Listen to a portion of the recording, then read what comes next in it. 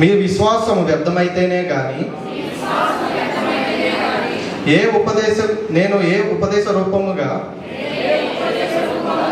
సువార్త మీకు ప్రకటించి తినో ఆ ఉపదేశమును మీరు గట్టిగా పట్టుకుని ఉన్న ఎడల ఆ సువార్త వలననే మీరు రక్షణ పొందిన వారై ఉందురు. నాకు ఇవ్వబడిన ఉపదేశమును మొదట మీకు అప్పగించి తిని, అదేమనగా లేఖనముల ప్రకారము క్రీస్తు మన పాపముల నిమిత్తము మృతి పొందెను, సమాధి చేయబడెను, లేఖనముల ప్రకారము మూడవ దినమున లేపబడెను.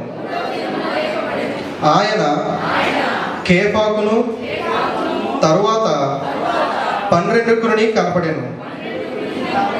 అటు పిమ్మట 500కు ఎక్కువైన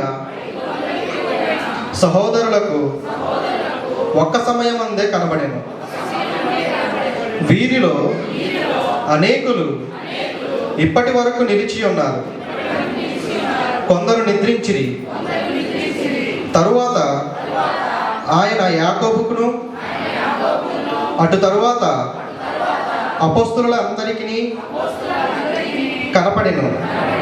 అందరికీ కనపట ఆ కాలమందు పుట్టినట్టున్న నాకును కనబడెను. ఏలయనగా నేను అపోస్తలులందరిలో తక్కువ వాడను, దేవుని సంఘమును హింసించినందున అపోస్తలుడనటకు యోగ్యుడును కాను.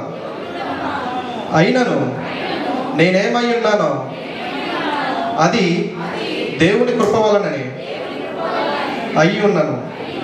మరియు నాకు అనుగ్రహింపబడిన ఆయన కృప నిష్ఫలము కాలేదు గాని వారందరికంటే నేను ఎక్కువగా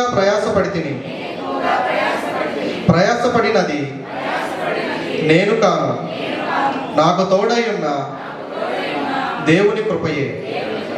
దేవుడి మాట దీవించును గాక.